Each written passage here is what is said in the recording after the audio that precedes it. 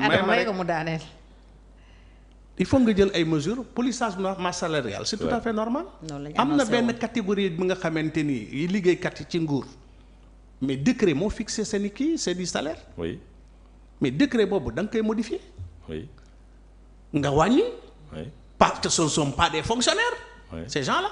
oui c'est des catégories nantis. oui qui sont souvent des politiques ou autre chose ou ay techniciens yi nga xam ne da nga leen di recruter pour ñoo teg leen foofu. nga ne pour man. ñii bu nu amee salaire bi daal vraiment donc dina defar seen affaire bi pour que ñu mën a def seen liggéey bi normal mais ñooñu da ngay jël décret décret nga modifier ko vraiment donc wàññi donc salaire yooyu loolu am na solo et donc directeur généraux yi ci la PCA yi ci la et cetera PCS yi ci la et cetera donc loolu il faut nga polir masse salariale bi parce que c'est énorme masse salariale bu Sénégal dafa rëy dafa diis. fusionner les agences bàyyi ma rek fusionner les agences tas leen wala boole leen et cetera. jële fii yi nga xam ne jëlee fii li nga xamante ni vraiment amul njëriñ trop. mais taxul na nga ne vraiment donc liggéeykat yi fa nekk dama leen di dax déedéet da nga leen di redéployer. non c'est une mesure possible. c'est une mesure possible da ngay réduire les charges fixes nga. réduire les charges de fonctionnement lii kii di fonctionner boo leen boolee day nekk benn structure charge fonctionnement yi donc dafay wàññeeku la nga ci mën a économiser am na fi nga ko mën a dugal charge fixe yi nga xamante ni yenn agence yi dañ nekk ci ay location ak lu kenn xamul mais da nga koy réduire location yooyu dafa jéggi dayoo et cetera donc am na benn structure bi nga xamante ni tey jii demoon nañu ba tas ko personnel bi fa nekk dañ ko war a redéployer mën nañ leen redéployer donc dans différents ministères dans différentes autres structures ñu garder seeni emploi et puis sans pour autant que vraiment donc mu réduire ay emploi les agences ne sont pas des fonctionnaires. waaw man j'ai pas parlé de fonctionnaires. dama ne ay employés laa wax. donc boo mais dañ leen di redéployer. non Adama nous l'avons fait.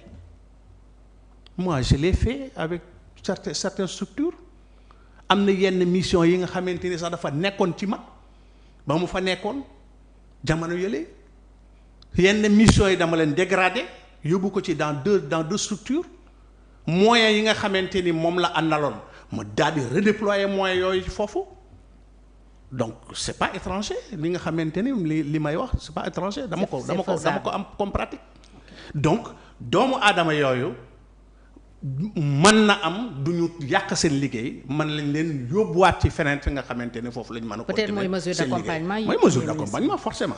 donc yaakaar naa ne loolu bu amee c'est important maintenant 5000 milliards yooyu on doit nous le dire ndax BRT bi TER bi stade yooyu. on parlait de 4000 milliards par contre. non 5000. premier ministre keroog la waxaat 5000 milliards. donc 5000 milliards donc sur ces 5000 milliards là fan lañ leen dugal parce que du BRT du TER du stade yi. yooyu xam nañu seen coût waaw donc fan lañ dugg c'est très important. Okay. Et ces coûts-là sont traçables donc nit situation bi yaakaar naa ni mën nañu dem ci jubanti comme ni ma la ko waxee am na fi nga xamante ni mënoo def omelette tojuloo nen bu dee nen boobu nag da nga ci yaakaar ni vraiment donc nga bëgg ci omelette aussi da ngay choisir soit nga bàyyi ko mu nekk nen mu indil la vraiment donc cut wala nga omelette ko sa biir suur ci instant boobu vraiment doom mais foog nga toj nen donc lu mel noonu c'est ultra important bu léegi lu mu tuddee dans l'espace et dans le temps document de planification yi nga xamante ne moo ci teg solution bi je parle d'un homme politique qui donne sa propre lecture et sa propre vision vraiment de ce qu'il veut faire en tant qu'homme politique dama koy écarter par rapport vraiment donc à la question de l'État oui un projet c'est toujours dans le cadre d'un parti politique mais quand on vient au sein de l'État bu ñu ñëwee ci nguur gi nañu wax li nga xamante ni moom la nguur gi teg nguur gi dafa teg vision 2050 mu am un plan donc quinquennal et aujourd'hui il s'agit vraiment donc d'un plan de redressement économique et social.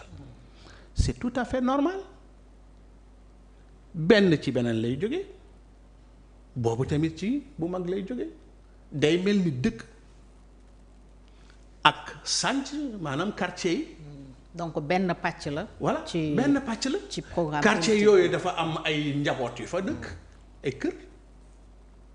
kër yooyu nag am na ay ëtt. bien sûr mais noonu la kay il faut nga comprendre ko noonu boo ko jëlee noonu rek rapidement mbir mi day sedd sa loxo. c'est clair te vraiment donc dootoo ci am benn problème. très bien donc il faut pas que ñu wax ñu oui def nañu lii. ay plan waxoon nañu lii la waxoon nañu donc c'est non toujours le loolu même tax plan c'est le même mais da ngay ci dafa am li nga ci 2050 boo xamee ni vraiment donc lii. Non. dafa mel ni chauffeur buy dawal rek. non nga dem yoon bi jubul xoj dafa jàdd mais da ngay. am ay contournement ay déviation c'est-à-dire non rapidement rek c'est-à-dire gis nga nit dañuy waxtaan dañuy waxante luy dëgg dans le plan Sénégal émergent il y avait des plans d'action prioritaires et tout se trouve c'est bien planifié dans le plan Sénégal émergent mais dans ce plan dans la stratégie nationale de développement du Sénégal 2000 nangam et dans le plan quinquennal on n'a nulle part parlé de plan de redressement nulle part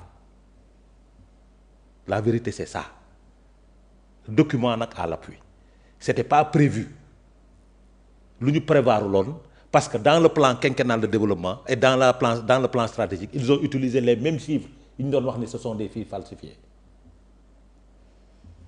dans le plan dans la stratégie nationale à la page 31 à la page 101 dem leen ngeen xool ils ont utilisé les mêmes chiffres que chiffres yooyu ñu doon wax c'est des chiffres falsifiés donc bàyyi ma terminer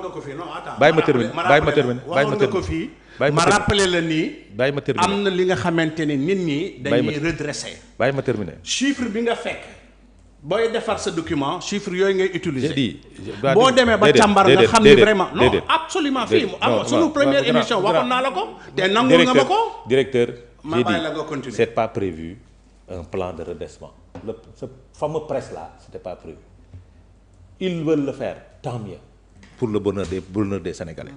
Maintenant la planification est toujours coulissante toujours coulissante dama la ko fi yaa ngi ci cours yi parce que je suis yaa ngi ci cours yi parce que man non du cours ci cours moi je parle de pratique moi je suis planificateur moo tax ma ne la loolu tax ma ne la bàyyi même bu ma demoon defar j'ai dit benn grand benn mairie grand 5 ans damay day feeñ de telle sorte que mu day feeñ coulissante day feeñ mais dafay am day feeñ mais day feeñ li nga xamante ne day feeñ li nga xamante ne jotuñu ko defar j'ai dit boo demee nga xamante ni vraiment donc am na directeur lii koy mën a defar directeur ca nga koy dugal directeur bu mënee def buñ ko directeur mënulee defar ci at bi directeur nga koy pousse mu dem ci beneen at bi directeur Donc, je vous demanderai d'aller lire le plan quinquennal bi nga xam ni moom la ñu tëgg pour le Sénégal de 2024 à 2029 nee naa la c'est un plan chiffré. D'accord. et c'est pas vrai bàyyi ma terminer c'est pas vrai bien nañu xaar présentation beneen biir ñu avancer.